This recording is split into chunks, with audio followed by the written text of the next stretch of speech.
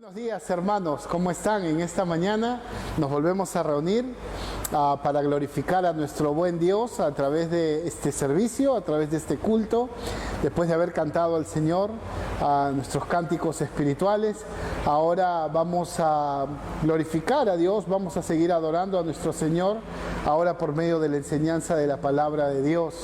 Hermanos, en esta mañana queremos continuar con esta serie que el domingo pasado hemos estado dando inicio, y ahora vamos a seguir con esta serie a la cual le hemos titulado El gozo incomparable. El día de hoy vamos a desarrollar la segunda parte de esta oración del apóstol Pablo, que va desde el verso 3 hasta el verso 11. Y el día de hoy vamos a ver el gozo de orar por otros. Así le hemos titulado esta segunda parte, y les voy a pedir por favor que abran sus Biblias en la epístola a Filipenses, en el capítulo 1, y vamos a leer desde el verso 9 hasta el verso 11. Por favor, acompáñenme. Filipenses, capítulo 1, verso 9 al verso 11.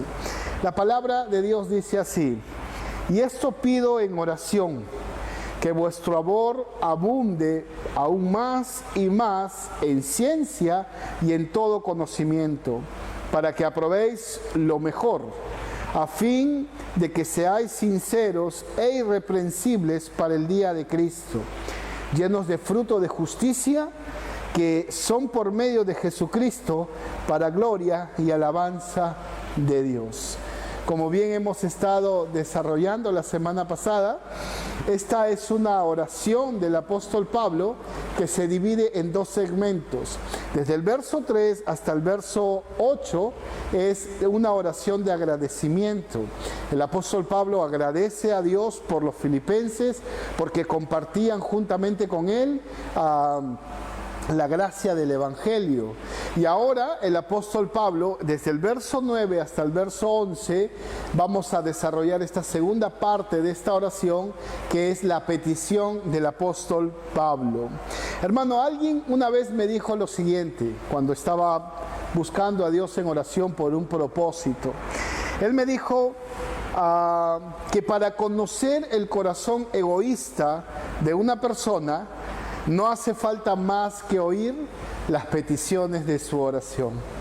Y la verdad, hermanos, es que no hay una persona más egoísta, aquella que solamente pide por sí misma y se olvida de pedir por otros.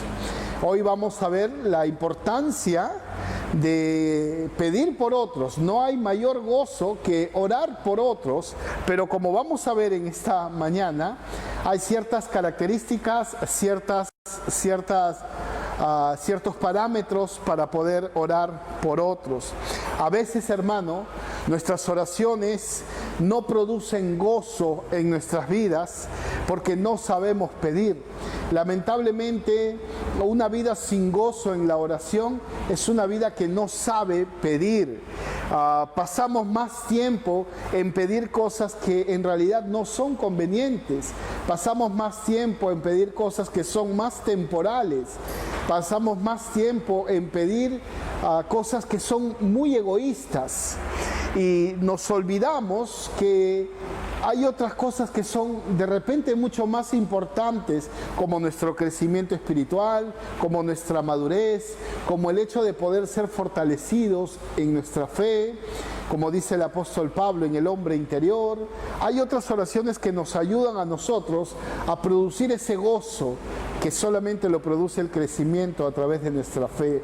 Y es lo que queremos enseñar en esta mañana. No estamos, y quiero dejar bien en claro, no estamos diciendo que no vamos a pedir en nuestras oraciones, o que usted no va a pedir. Sí, claro, tiene que hacerlo. Es más, el Señor nos invita a hacerlo. Pero creo que necesitamos ir mucho más allá a través de nuestras oraciones con el tan solo hecho de pedir.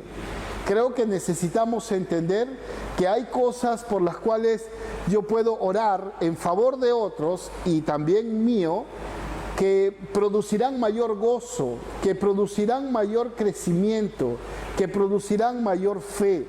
Y eso es lo que yo quiero compartirles en esta mañana, el gozo de poder orar por otros. En el verso 9 hay algo que el apóstol Pablo nos enseña, Y es algo bien interesante que a veces podemos pasar por alto, porque obviamente redunda, porque estamos hablando de una oración, pero hay que tener en cuenta algunas cosas. Él dice en el verso 9, y esto pido en oración. Pablo pedía en oración siempre. Él estaba no solamente a través de esta circunstancia, sino él estaba siempre recordando a los filipenses. Él lo dice en su misma carta, en su misma epístola, en el capítulo 4, el verso 4, él dice, y pido esto siempre, ¿no? Siempre me acuerdo de ustedes en mis oraciones. O sea, era algo no temporal, sino era algo de continuo. También esta petición del apóstol Pablo no se centraba a un grupo de personas, o a los que les caía bien, o a los que eran sus amigos, sino a todos. Porque en el verso 4 mismo dice, pido con gozo, rogando con gozo por todos vosotros. Y es bien enfático porque aparece 6 veces la palabra todos y vosotros en esta primera parte. Pablo sabía que no hay mayor efectividad en el crecimiento de los filipenses, no había mayor efectividad en el crecimiento de los filipenses que la oración. Ahora, hay que tener algo bien en cuenta, hay que tener algo bien en claro, y es que él, estando encarcelado, siempre recordaba a los filipenses a través de sus oraciones. ¿Por qué? ¿Por qué lo hacía esto? Porque él estaba totalmente convencido, o como dice en el verso 6, estaba totalmente persuadido de que el que comenzó en ustedes la buena obra, la va a perfeccionar. Y esto obviamente nos lleva a nosotros de saber pedir, de poder orar continuamente, no solamente por una circunstancia de prueba o de necesidad, sino orar continuamente por una oración que obviamente tenga propósito. Es importante, por eso, saber pedir. Es importante que usted aprenda a saber pedir, porque a veces no recibimos porque no sabemos pedir. Como dice en Mateo 6:7, me gusta mucho cuando el Señor Jesucristo utiliza las vanas repeticiones. O en Santiago capítulo 4, verso 3, dice, ustedes no reciben porque simplemente no saben pedir. Entonces no es orar por orar, no es orar por una circunstancia, o no es orar por algo que me fastidie en el momento, sino es orar siempre y obviamente orar por todos. Esto demanda el saber pedir. En otras palabras, el apóstol Pablo, si podemos resumir estos versículos, el apóstol Pablo tenía un propósito al pedir por ellos. Y él estaba pidiendo 2 cosas muy importantes. Era por su crecimiento en el amor y obviamente para que Dios sea glorificado a través de ese crecimiento. Él sabía lo que estaba pidiendo, a diferencia de muchos de nosotros que no sabemos muchas veces direccionar o encontrarle un propósito a nuestras oraciones. Entonces, yo creo que usted como hijo de Dios aprenda a separar esta oración de momento, esta oración de Señor, te pido por esto, a una oración de futuro, una oración con un propósito, a una oración de Señor, te ruego para que formes en mí esto. Entonces esto es importante que lo podamos tener en claro, hermanos míos. Recuerde muy bien lo que Jesús nos enseñó, la regla de la oración en Mateo capítulo 7, verso 8, cuando Él dijo que el que pide, se le dará. Entonces, hermano mío, necesitamos aprender a pedir. Ahora, ¿qué es lo que el apóstol Pablo pedía en oración? Porque en el verso 9, en esta primera parte, dice, y esto pido en oración. Ok, en esta mañana vamos a ver 3 cosas que el apóstol Pablo pedía a través de esta oración por los filipenses. Lo primero que el apóstol Pablo pedía era que sobreabunden en amor. En el verso 9 dice, y esto pido en oración, que vuestro amor abunde aún más y más en ciencia y en todo conocimiento. Pablo les anima a nuestros hermanos de Filipos a seguir amando.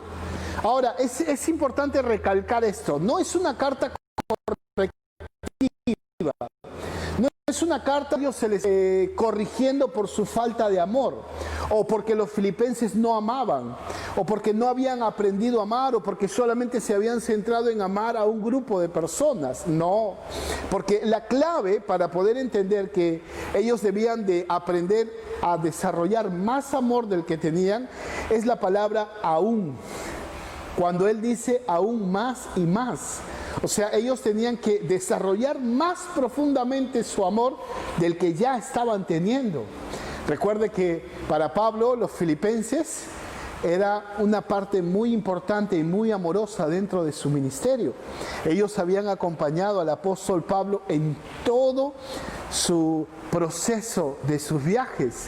Y esto lo vamos a ver en las epístolas en Filipenses, lo vamos a ver en Corintios, cómo Filipos participaba con él, no solamente a través de las ofrendas, a través de las oraciones para que Dios pueda abrir puertas, sino que también la iglesia de Filipos en este preciso momento participaba con el apóstol Pablo a través de las aflicciones. Ellos estaban siendo también perseguidos a causa de su fe, como lo estaba haciendo el apóstol Pablo desde la cárcel. Y es por eso que en el verso 8 el apóstol Pablo dice que Dios es testigo de cómo los amo. Y pone a Dios en primera persona como testigo para que ellos entiendan de manera real que Él no estaba exagerando. De manera real que ellos entiendan que el apóstol Pablo no estaba mintiendo en cuanto a su amor. Dios era testigo. Y ese amor que Él tenía sobre ellos a través de Jesucristo es el amor que ellos tenían que desarrollarlo. Pero acá hay una pregunta que es importante saberla. Y la pregunta es, ¿qué amor debían de sobreabundar? Porque el apóstol Pablo dice, y esto pido en oración, que vuestro amor abunde aún más y más. ¿Cuál era el amor que ellos tenían que desarrollar? Ahora, es importante que podamos recapitular esta epístola, que es lo que el apóstol Pablo sentía por ellos, que era un amor que Jesús le había dado para que él pueda amarlo y transmitirlo a ellos. ¿Cuál era el amor? ¿Cuál era el amor que Pablo les exige a ellos? ¿El amor hacia Dios? ¿Acaso los filipenses no amaban a Dios? Es algo tirado de los pelos pensar que una iglesia que estaba siendo perseguida a causa de su lealtad absoluta a Dios y no al César, no amara a Dios. También es un poco tirado de los pelos pensar que los filipenses no se amaban entre sí. Se amaban entre sí, era una iglesia muy amorosa. Entonces, ¿cuál era el amor que el apóstol Pablo les estaba pidiendo que sobreabunden? Bueno, podemos llegar a la conclusión del concepto de todo amor. Todo lo que se refiere la palabra amor es lo que ellos tenían que sobreabundar. El amor hacia Dios, el amor hacia sus prójimos, el amor hacia el evangelio, la predicación, hacia el incrédulo. Todo ese amor ellos tenían que irlo sobreabundando, trabajar en esto para que esto genere en ellos una sobreabundancia de amor. Es importante que entendamos que amor en la Biblia es un tema muy amplio. Por eso decimos que en todos los aspectos de amor ellos tenían que desarrollarlo. Por ejemplo, la Biblia dice en Juan 14, verso 15, si me amas, guarda mis mandamientos. O sea, tenían que amar a la palabra de Dios, guardar la palabra de Dios en su corazón. Pero también encontramos en Marcos capítulo 12, cuando nuestro Señor Jesucristo dice, amarás al Señor tu Dios con toda tu fuerza, con todo tu corazón, con toda tu mente, con toda tu alma, y a tu prójimo como a ti mismo. Entonces, la palabra amor es muy amplia, es muy amplia. Y lo que el apóstol Pablo les está pidiendo a ellos es que ellos necesitaban amar en todo el sentido de la palabra amor. Ellos tenían que sobreabundar en todo el sentido de la palabra amor. Sin embargo, hay algo que necesitamos también entender a esta petición. El apóstol Pablo le pide a ellos que el amor que ellos iban a sobreabundar, a desarrollar más y más, necesitaba tener algunas condiciones y necesitaba tener algunos límites. Y eso es lo que necesitamos entender. ¿Para qué? Para que podamos comprender la segunda parte de este versículo. Porque en la segunda parte de este versículo dice que abunden más y más en ciencia y en todo conocimiento. Esto le da una mayor dirección a ese sobreabundante amor. Eso le da una dirección exacta a cómo ellos debían de amar y la manera como ellos debían de amar. Porque en otras palabras podemos decir que el apóstol Pablo les estaba diciendo a ellos que debía de sobreabundar amor, pero que tenían que conocer cómo amar. Por eso es importante que el apóstol Pablo le diga a ellos que debe de abundar más y más en ciencia y en todo conocimiento. Porque, ¿sabe? El amor no tiene que ser deliberado. El amor no tiene que ser indisciplinado. El amor tiene un orden. Dios nos ama no de manera deliberada. Dios nos ama a través de su justicia. Y su justicia genera orden. Y esta era la forma como el apóstol Pablo le pide a ellos que debían de amar. Por ejemplo, ¿por qué es importante esto que el apóstol Pablo le pide? Porque como seres humanos, generalmente tenemos la capacidad de exagerar las cosas y llevarlos hacia el extremo. Muchas veces nosotros amamos de manera muy extrema. Y permítame darle un ejemplo. Hay algunos que aman sin un conocimiento y sin sabiduría. Y esto obviamente genera cierta permisibilidad. Cuando tú amas sin conocimiento y sin sabiduría, estás desarrollando cierta permisibilidad. ¿Por qué? Porque no hay límites, porque no hay condiciones, porque lo que importa es el amor. No importa el orden, lo que importa es el amor. Y ahí podemos encontrar algunos problemas. Pero también está el otro extremo. El otro extremo es aquellos que aman con algunas condiciones y restricciones. Y lo peor de todo es que estas restricciones o condiciones no tienen que ver con la manera como Dios pide, sino en la forma como ellos quieren que tú te ajustes a su forma de amar. Ellos no te aman o no aman si es que tú no hablas como ellos, no te peinas como ellos, no te vistes como ellos o no piensas como ellos. Y esto es el otro extremo. En otras palabras, hermano mío, no podemos irnos a los dos extremos. Yo me pregunto, y quiero hacerle también a usted una pregunta ahí en su casa, ¿cuánta necesidad hay de saber amar? ¿Cuánta necesidad hay de conocer en cómo debo de amar? Yo creo que la respuesta la tenemos todos en mente y es mucha. Hay mucha necesidad en saber y conocer amar, porque hay demasiada permisibilidad en las iglesias, porque lo que prima es el amor desordenado. Y no importa si hay pecado, con tal que hay amor, se puede pasar por alto, es lo que dicen algunos. O también hay el otro lado, en algunas iglesias, donde han caído en la intransigencia, donde han caído en el legalismo hacia el prójimo, donde si tú no te vistes de la forma que yo me he visto, no eres aceptado. Y estos son extremos que hacen mucho daño al amor, hacen mucho daño. Por eso el apóstol Pablo nos enseña y nos dice que necesitamos tener ciencia, tener sabiduría, entendimiento en cómo saber amar. Pero también hay un segundo punto que el apóstol Pablo nos enseña. Y este segundo punto lo encontramos en el verso 10. En el verso 10 dice, para que aprobéis lo mejor, a fin de que seáis sinceros e irreprensibles para el día de Cristo. El segundo punto, o la segunda petición del apóstol Pablo, es que aprueben lo mejor. Aprueben lo mejor. Me gusta la traducción de la Biblia Dios habla hoy. La Biblia Dios habla hoy define o interpreta este pasaje o traduce este pasaje de la siguiente manera. Permítame leerlo. Para que sepan escoger siempre lo mejor. Así podrán vivir una vida limpia y avanzar sin tropiezo hasta el día que Jesucristo vuelva. Qué interesante, ¿verdad? O sea, lo que el apóstol Pablo les está pidiendo es que ellos necesitaban aprobar lo que era mejor. Tenía que haber un catalizador entre lo malo y lo bueno.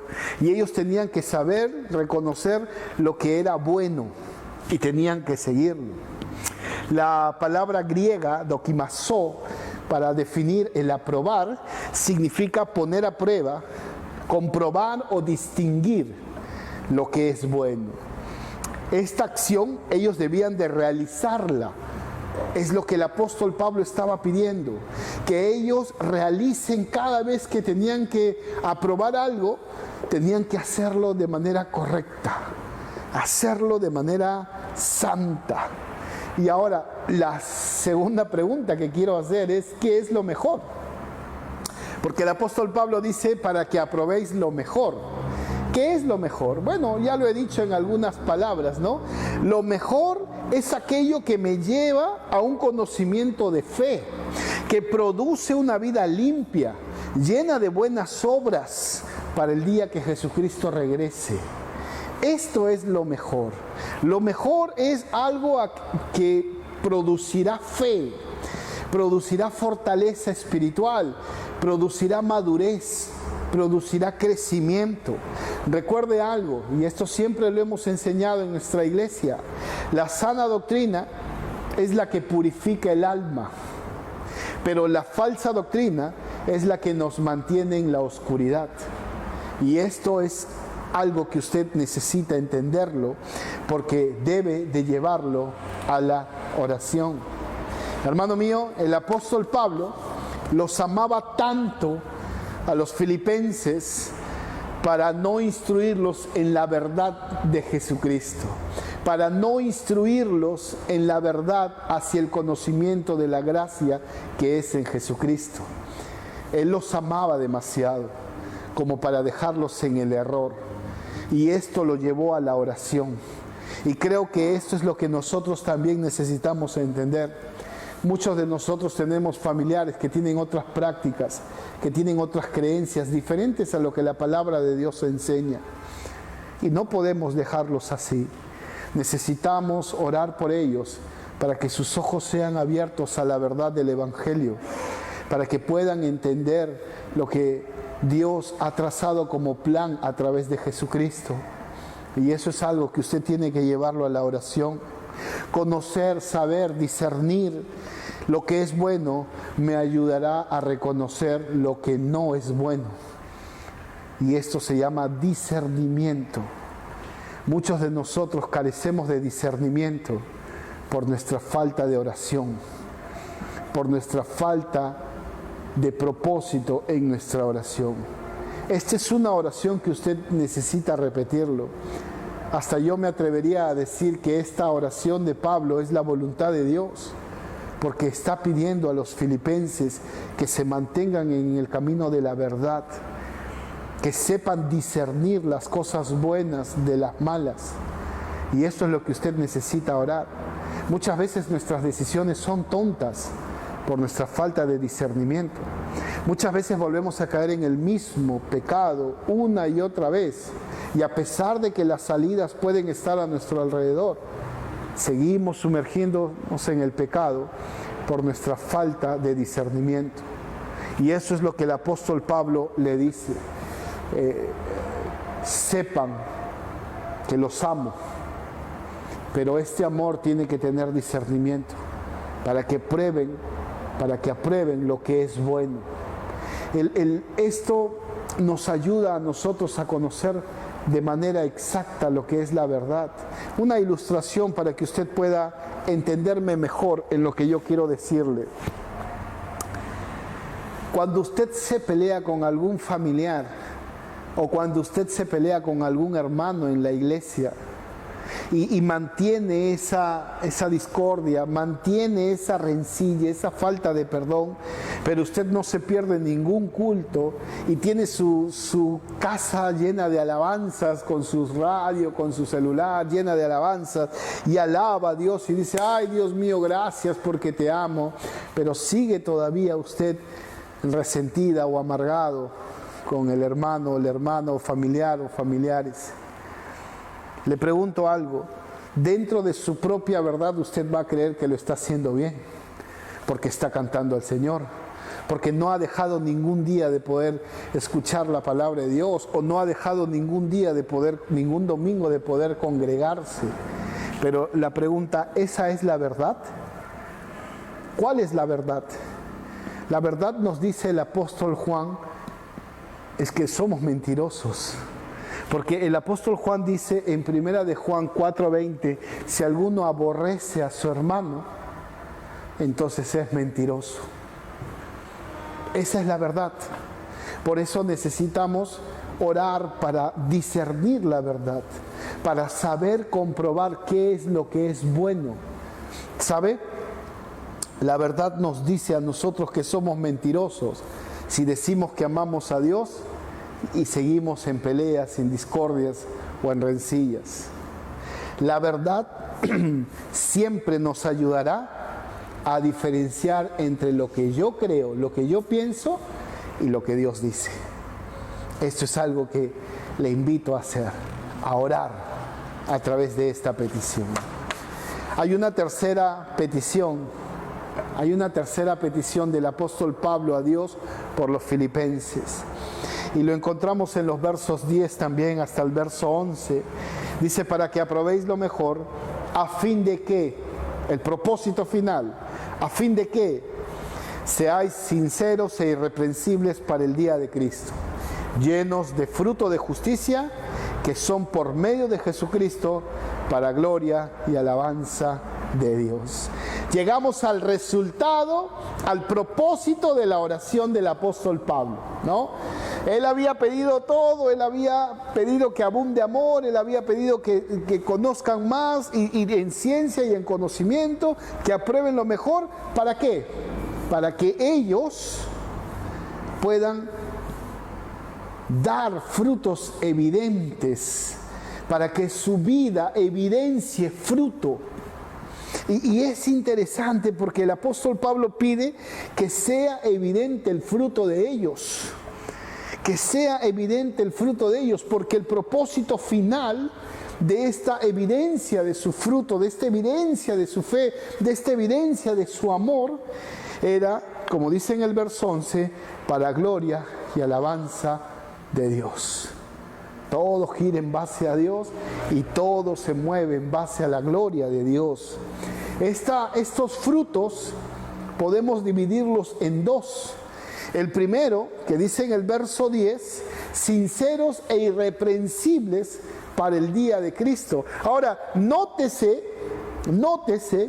que en el verso 6 el apóstol Pablo vuelve o da inicio a esto que vuelve a citar en el verso 10, que es el día de Cristo, o la segunda venida de Cristo, ¿no?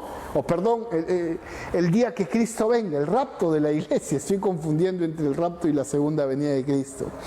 Él está poniendo énfasis al día que nosotros estaremos en la presencia del Señor. Él está poniendo énfasis a esto, porque su oración no era para el momento, su oración era hacia el futuro.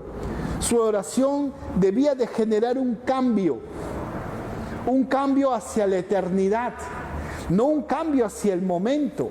Y es por eso que él enfatiza con el día de Cristo. Y el primer fruto que pide el apóstol Pablo es que sean sinceros y irreprensibles. Hermano mío, este es el resultado de un amor abundante basado en el conocimiento y en la verdad. El resultado de amar correctamente es que soy sincero, y la palabra sincero significa limpio, genuino, santo.